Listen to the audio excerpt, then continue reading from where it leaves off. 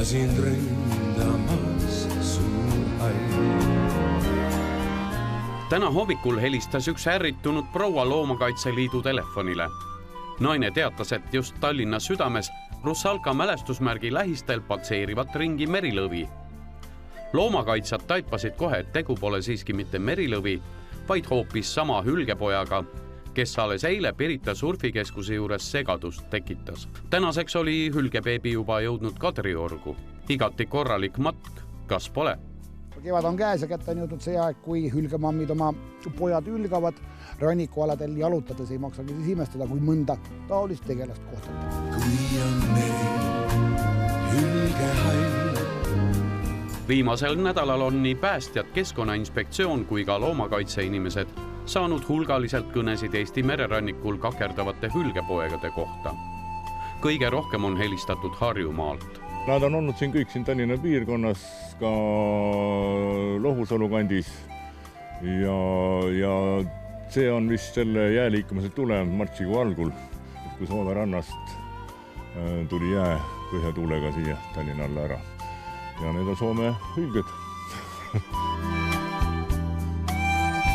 Kaastundlikud inimesed kahtlustavad, et väikesed elukad on täiesti abitud ja vanemate poolt hüljatud.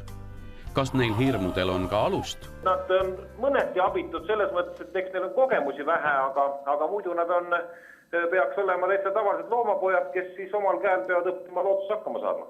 See ongi praegu just täpselt see aastaaeg, kus ülestel hakkab see porgimisaeg ümber saama ja emad ajavad pojad enda juurest minemast, et üleste lapsega küll lühikeks paar nädalat ainult, nii et just siis, kui mere hakkab sulama, hakkavad ka pojad iseseisvalt meres ringi liikuma ja liikuvad ka koos jääga, nii et sellest on neid siis nii palju just praegu kevade hakul. Nii et ärge muretsege, hülgepoegadel on kõik hästi. Kui tsiteerida klassikuid, siis hüljestel on praegu käes just see aeg, kus seks käib sama hoogsalt nagu rehepeks või õlletegu. Hüljeste järgmisele põlvkonnale aluse panemine on täies hoos. Aga see Kadriorgu roomanud hülgebeebi köitis mõistagi inimeste tähelepanu.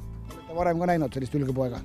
Kahjuks ei ole, ma olen hästi palju nagu kevadet ikka nagu tuleb jälle, kui telekast jälle saad vaadata umbes, et kuskil on üks väike hülgepoeg olnud, aga endal pole mitte näkkanud.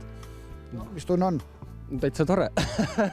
Et muidu me vaatame nagu poisiga vaatame nagu telekast hästi palju sükest asja, aga oma silmaga ei ole veel niimoodi näinud.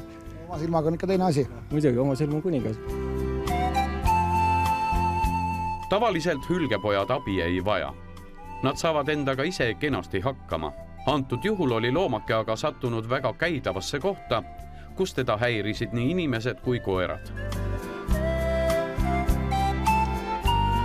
Lõpuks oleks võinud hülgepoeg loivata ka tiheda liiklusega Narva maanteele. Seetõttu otsustatigi ta toimetada veidi rahulikumasse paika.